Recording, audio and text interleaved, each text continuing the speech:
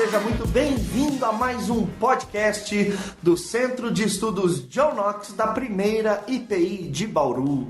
E nós estamos aqui hoje para falar de um assunto muito especial, alianças. E estamos aqui nos estúdios da primeira IPI, eu, pastor Davi, também ele, pastor Rodrigo. Dá um oi aí, Rodrigão. Pessoal, estamos vivos ainda, hein? E aí também ele, direto de Araguari, Minas Gerais, pastor Daniel. E aí, meu povo, tudo certinho? É isso aí, estamos aqui esperando o dia que ele vai trazer um pão de queijo pra nós aqui, hein? Ó. Sonho, né? É.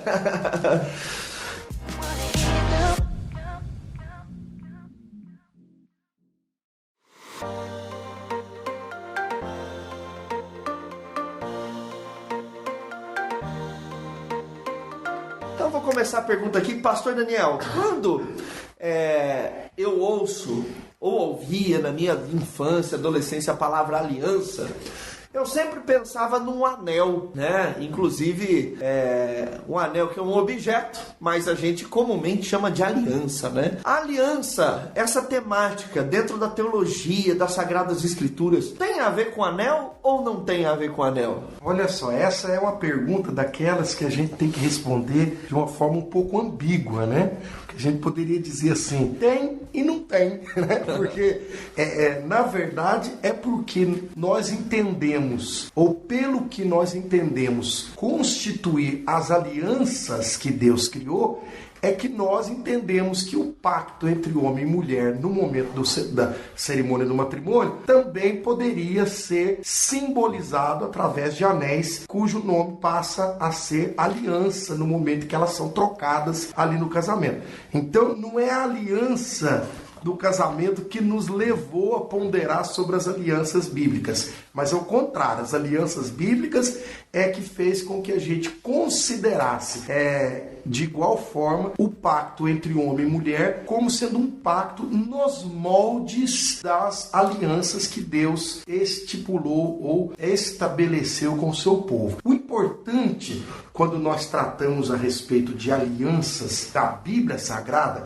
é entender que você, principalmente você que começou a fazer sua leitura bíblica recentemente, você pode correr o risco de achar que a Bíblia, pelo menos assim, numa grande parte dela, naqueles textos um pouco mais difíceis lá do Velho Testamento, você corre o risco de achar que a Bíblia é uma coleção de histórias desconexas.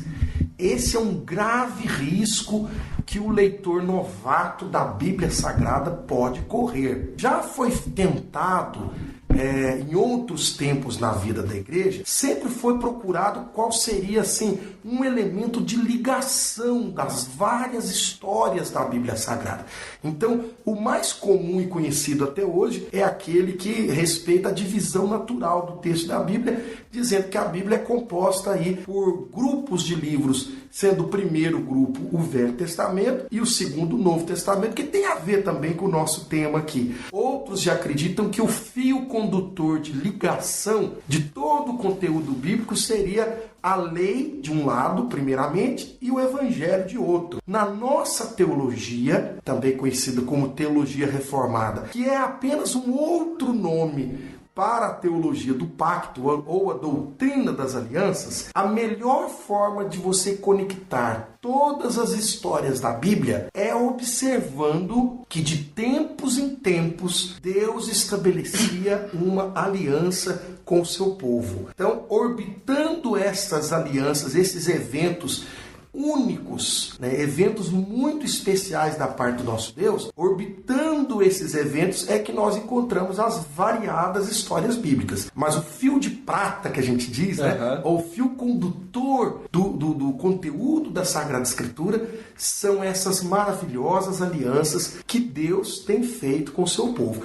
O que já de cara nos ajuda a pensar assim em como Deus é fiel e maravilhoso em não tratar conosco de uma forma assim arbitrária ou passageira.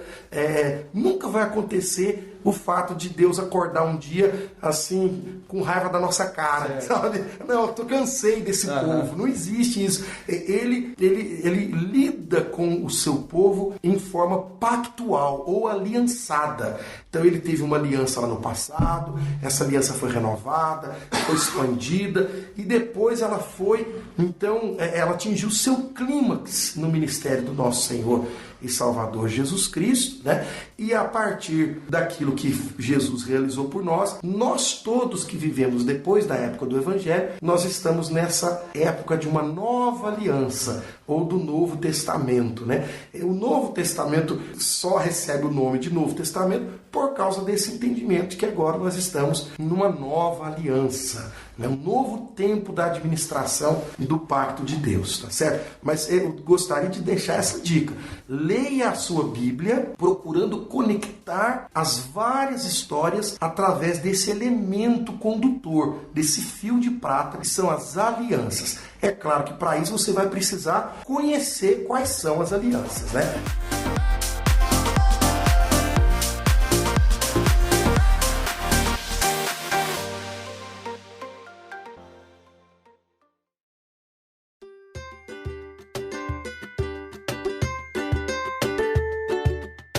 É interessante, né, que a gente pode, então, baseado nisso, pastor Daniel, entender que a Bíblia, por mais que ela seja um conjunto de histórias, é um conjunto de histórias dentro de uma única história. Exatamente. Né? Tudo ali tem sentido, tudo ali caminha fortalecendo conceitos muito importantes. E um dos conceitos, ou a gente poderia dizer, um dos eixos principais da Bíblia, se não for o eixo principal, né, o mais importante, é essa ideia de que o Senhor Deus, Criador de todas as coisas, ele tem um pacto com o seu povo. Ele estabeleceu uma aliança com o seu povo. Eu lembro que, assim, uma imagem que na minha cabeça, quando eu estava começando a estudar sobre a teologia do pacto, as alianças, ficou muito forte. É que meu professor ele fez a seguinte comparação, eu achei interessante, até expliquei para os meus filhos certa vez. Falou que a Bíblia, a gente tem que parar de enxergar ela como um pacote de bisnaguinha, porque é um pacote com várias unidades espalhadas entre si ali, você come uma beleza. Mas um grande pão de forma, que você vai fatiando, mas você sabe que ele faz parte de uma peça toda, né? Mas, pastor Rodrigo, como é então, o pastor Daniel já fez esse resumo aí espetacular, mas como é e quando é que começa essa história de aliança de Deus na história da humanidade? Existe um começo na eternidade atemporal. Existem dois começos, e o segundo começo é na nossa história, né? Na nossa história no Éden. Então, a gente pode começar falando do começo na eternidade. Os reformadores, olhando para a Bíblia como um todo, eles conseguiram identificar 3 alianças principais. Dentro da terceira aliança, que a gente vai falar daqui a pouco, tem várias alianças, né? É uma aliança de alianças, ou pacto de pactos, né? A palavra aliança e pacto são palavras intercambiáveis, né? E até brinquei na aula do John Knox no domingo, porque a gente tem tantos pactos na Bíblia que quando nós nos deparamos com um pacto, nós não somos impactados. Nossa, um trocadilho fraco, né? Mas... Tava faltando no podcast o trocadilho do... Ele tá se soltando, né? Aos poucos, a gente chega lá. Vai chegar lá. Mas aí tem então esse pacto na eternidade que foi firmado entre as 3 pessoas da Trindade, Deus Pai, Filho e Espírito Santo, sabendo que ao criar o homem, dando livre-arbítrio para ele teria a curiosidade do pecado, e assim aconteceu, mas já estava determinado nesse pacto que haveria solução. E essa história única, né, que nós temos no tempo e no espaço, que começa em Gênesis para nós e termina no Apocalipse, na verdade não termina, né?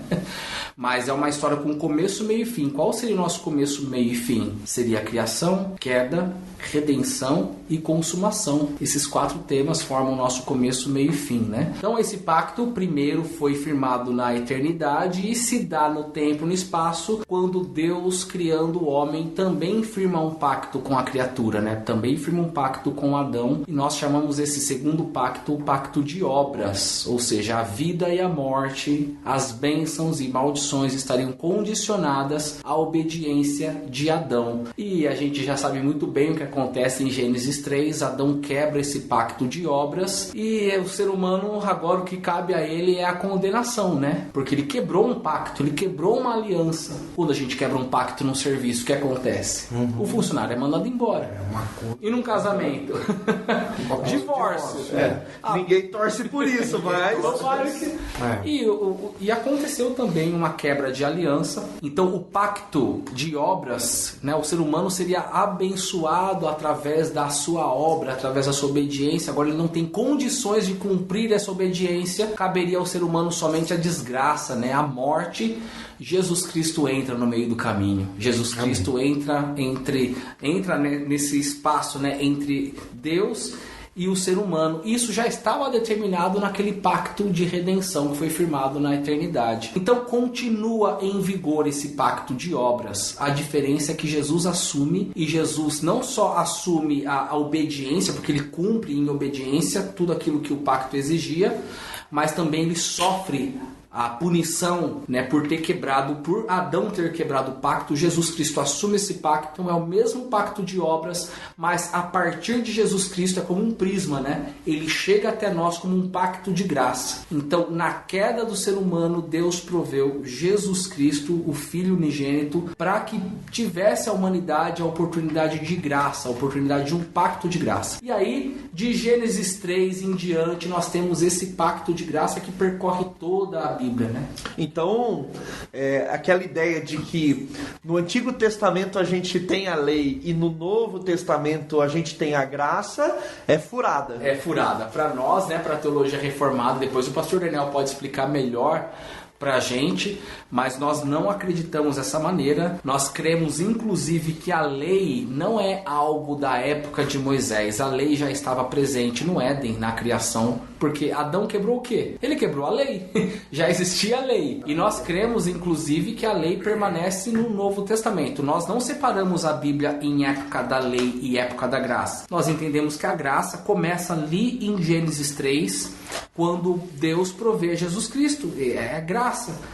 E aí essa graça vai sendo anunciada, é uma revelação progressiva, né, no decorrer da história. Deus então anuncia um pacto de graça em Adão. Depois, nos dias de Noé, Deus lembra a Noé desse pacto de graça, e quando chegam os dias de Abraão, Deus estabelece de fato esse pacto de graça com Abraão. De Abraão em diante, nós temos ainda, o mesmo pacto de graça, mas que nos dias de Moisés, esse pacto de graça nos é revelado por meio da lei, e depois vem Jesus, e esse mesmo pacto de graça de Abraão nos é apresentado em forma de evangelho por meio de Jesus Cristo. Então, é a graça de Deus que vem desde Gênesis 3 para toda a eternidade.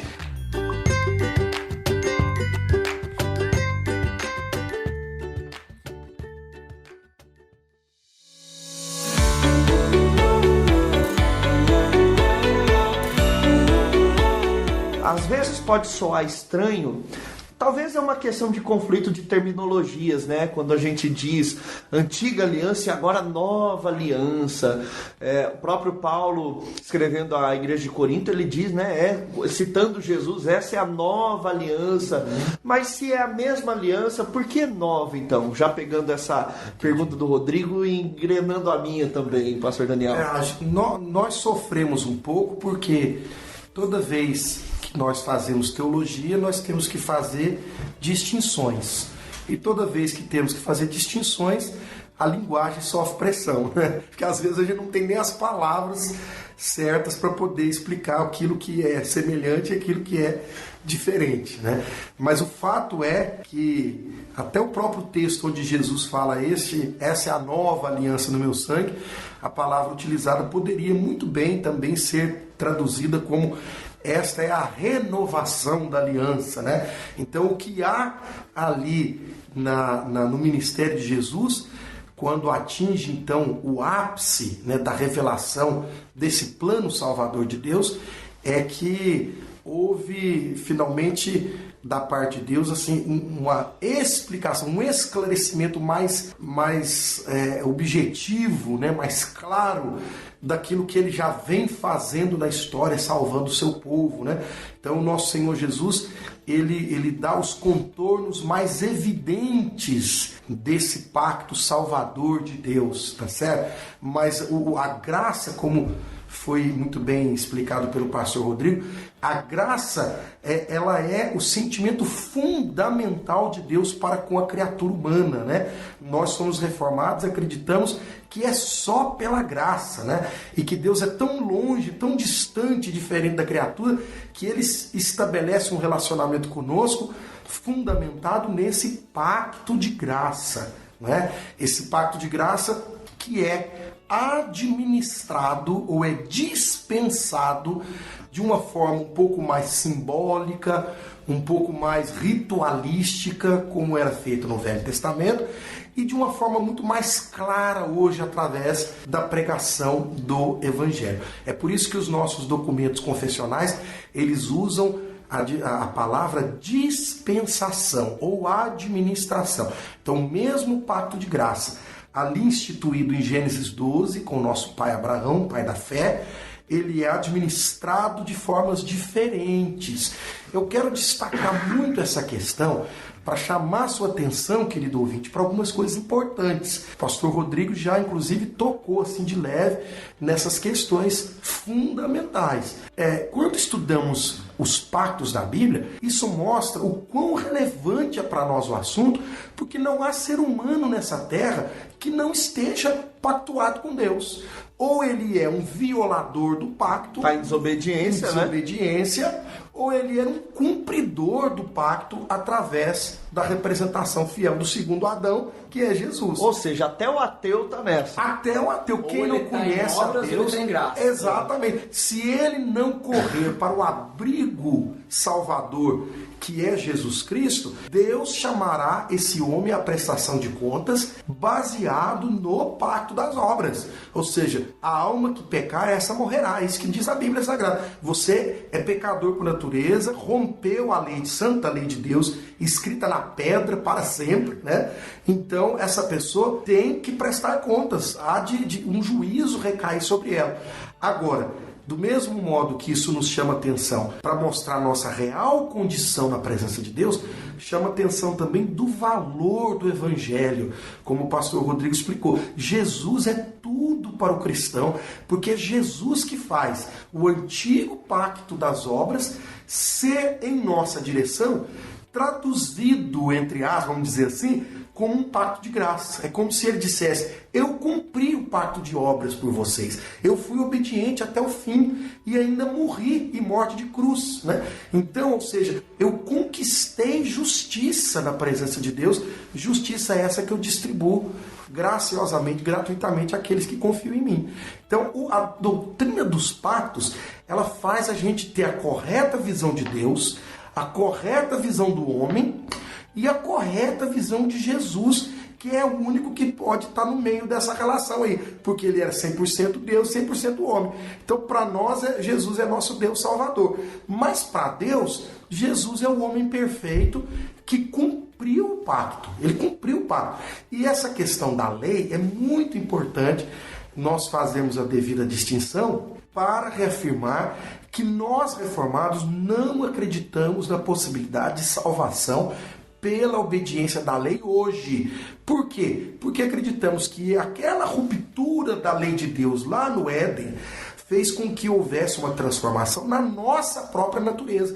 Então, mesmo hoje, quando nós queremos cumprir a lei, a gente não vai cumprir de coração, não vai cumprir de verdade, vai cumprir só aparentemente. Só Jesus cumpriu perfeitamente de coração e de aparência, né? Tanto por dentro quanto por fora. Mas isso, então, nos habilita a dizer que uma vez que Jesus transforma o nosso coração, não há forma de se viver diante de Deus sem ser através da obediência à sua santa lei. Então, o parâmetro de Deus para o cristão continua sendo a sua santa lei. É claro que aquela parte da lei que era a parte ritualística da lei, a parte cerimonial da lei, toda ela foi cumprida em Jesus. Isso é um assunto depois com um outro podcast mais bem detalhado. Mas a parte moral, a parte ética da lei, a parte da lei, os 10 mandamentos, por exemplo, todos eles devem ser aplicados em nossa realidade cristã, porque é vontade de Deus que você e eu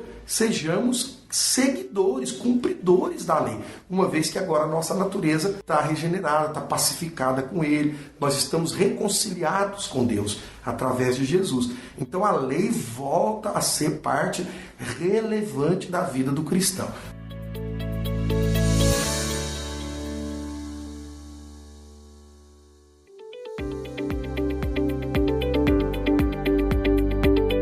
Talvez alguém desatencioso poderia pensar assim, então não preciso fazer mais nada, né? Mas muito bem colocado que ainda é a nossa parte cumprir, sim, a parte ética, né, moral da lei, não ritualística, porque isso sem condição alguma, não, né? Você sabe que é com alegria, né? Porque agora em Jesus a lei não é mais pesada. A lei para nós a lei é uma bênção. Gratidão, né? A lei é a graça de Deus manifestada, porque se não fosse por meio dela a gente não saberia como agradar a Deus. Exatamente. E a lei de Deus, ela é santa, boa, conforme diz o apóstolo Paulo em Romanos 7. E a lei é eterna. Eu até brinco lá nas aulas do John Knox a respeito da lei. Aí eu faço a pergunta: vocês acham que no céu a gente, para se relacionar com Deus, pensa bem, corpo glorificado, haverá necessidade da lei? A maioria responde que não, porque tem uma visão negativa da lei, só como não faça isso, não faça aquilo, mas tem um lado positivo da lei, amar a Deus acima de todas as coisas. Isso como eu vou me relacionar com Deus sem essa lei? Inclusive o próprio Jesus, acho que Mateus 22, ele diz que o amor a Deus e ao próximo, disso tudo depende a lei, ou seja, ela não que é essa que ninguém lembra, isso mesmo.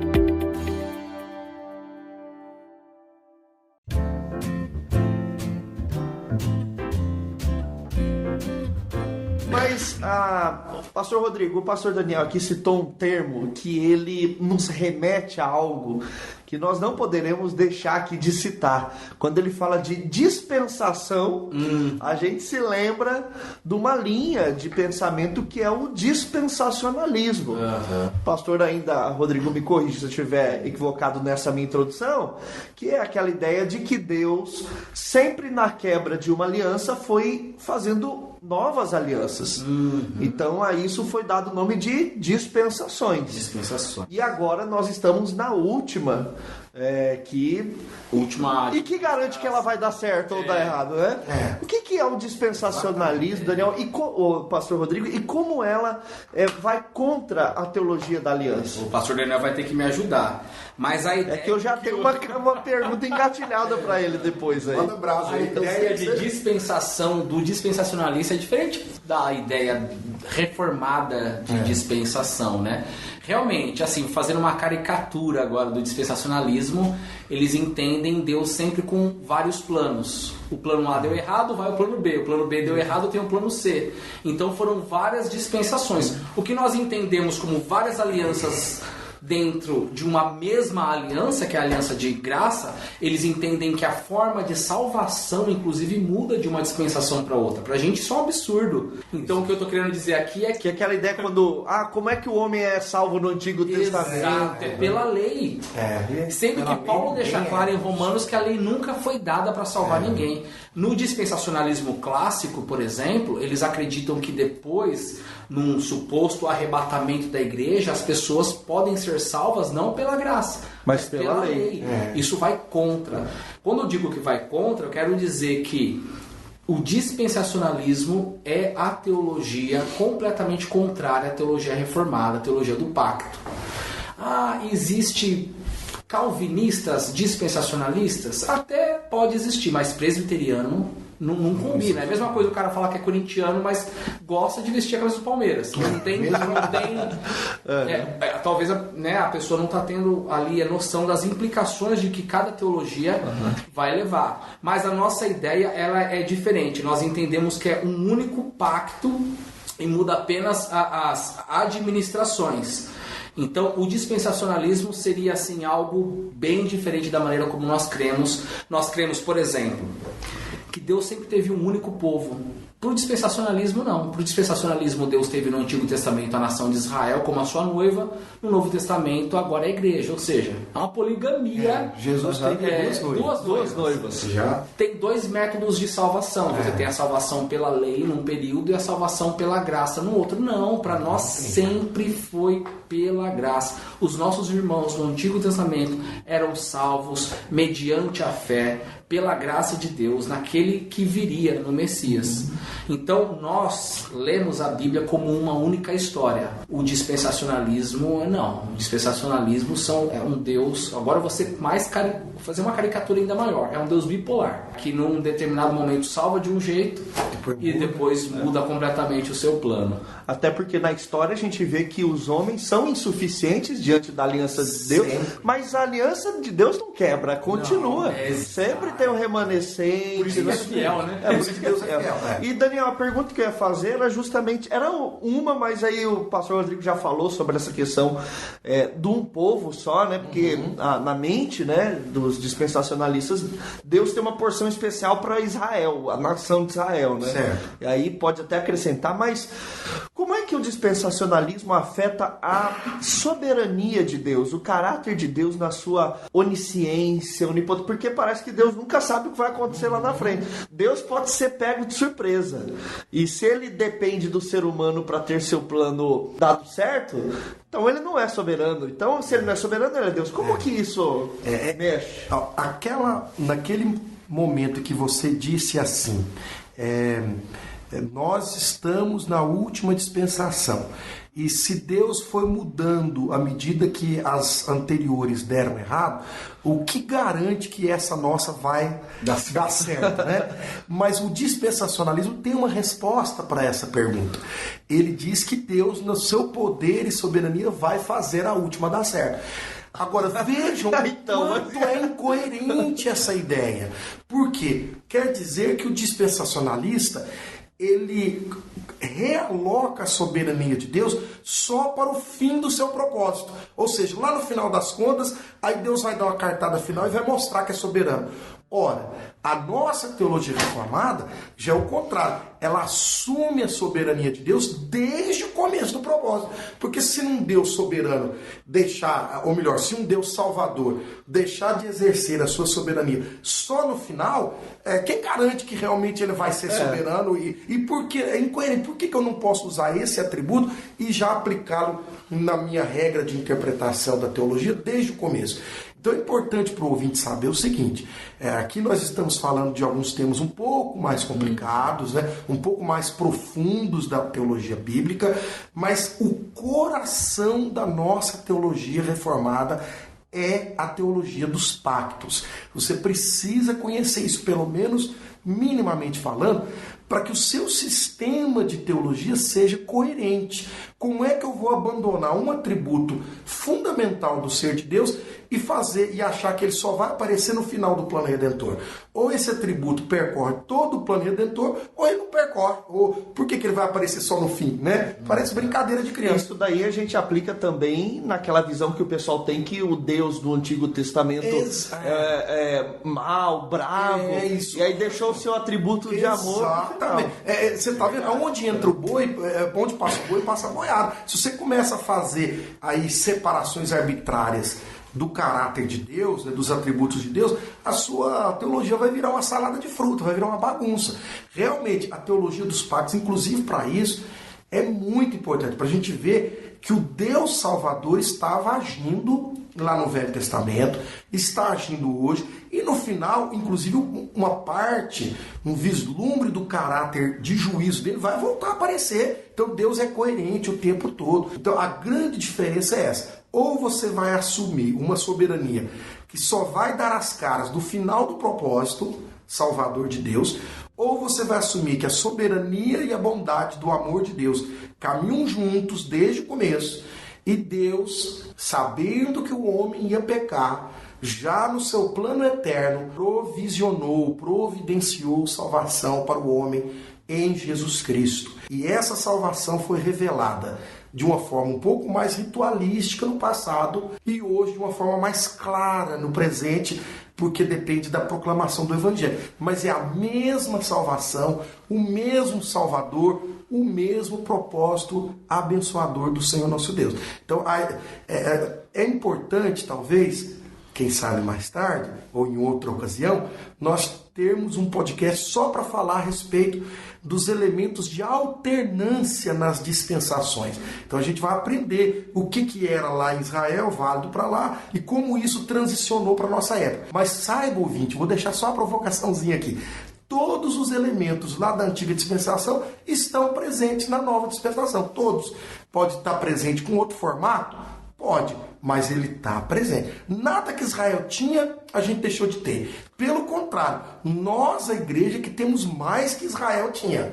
Tá certo? Porque o verdadeiro Israel é composto de judeus e gentios. Mas tudo que eles tinham, a gente tem, e até de sombra. Gente, muito bem aí. Tem uns 30 podcasts já pra gente fazer a partir desse, né?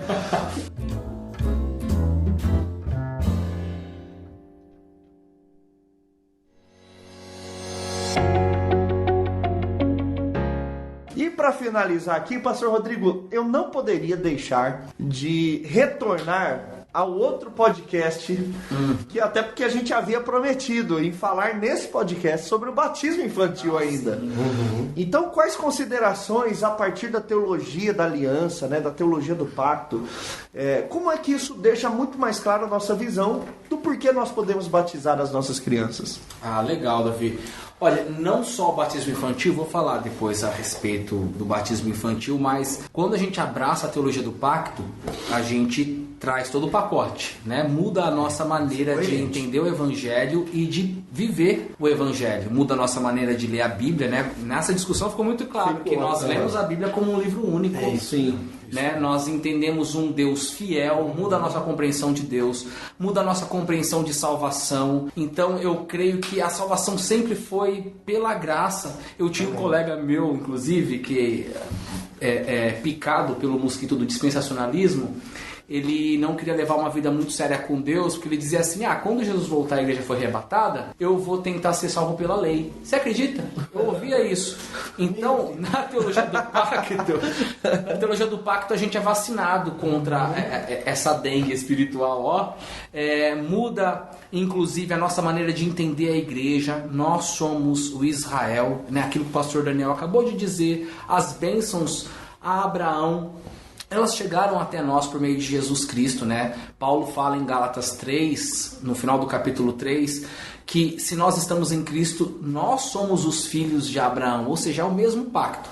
E aí isso vai também trazer mudança na nossa perspectiva na condução e na administração do lar, a maneira como nós vamos criar os nossos filhos.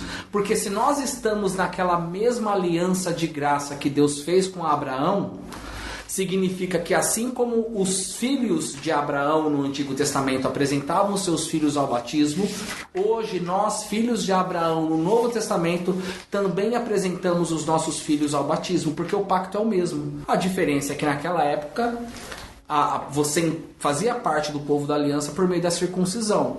Agora por meio da água, ou seja, algo muito mais simples, universal, porque agora é meninos e meninas, né? E é algo mais abrangente. Então a lógica está nisso, viu, pastor Davi? Tá? Na ideia de que assim como na administração da lei, o pacto de graça, Deus ordenou que os filhos fossem apresentados, que eles fizessem parte da comunidade. No Novo Testamento nós vemos Deus levantando o apóstolo Pedro para dizer: a promessa é para vocês, pais, e para os filhos de vocês.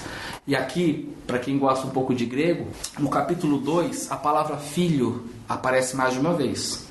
No capítulo 2 de Atos, Pedro lembra aquela visão de Joel. Ele faz aquela citação: vossos filhos e as vossas filhas profetizarão. A palavra filhos ali é uma palavra que geralmente é usado de forma genérica para filhos. Pode ser filho grande, filho pequeno. Mas quando Pedro, nos versos 38 e 39, né, diz: a promessa é para vocês e para os filhos de vocês, a palavra filhos ali geralmente é usado para filhos pequenos. A palavra é teknon, de onde vem a palavra tecnologia, ou seja, filhos em desenvolvimento, filhos em crescimento. Então o princípio é o mesmo, a aliança é a mesma. Então essa é a lógica da teologia do pacto para a gente trazer os nossos filhos ao batismo, é incluí-los naquela aliança. Pai Abraão tem filhos, na teologia do pacto faz sentido. Uau, hein? Isso muda tudo, como diz o jingle da propaganda da TV, hein?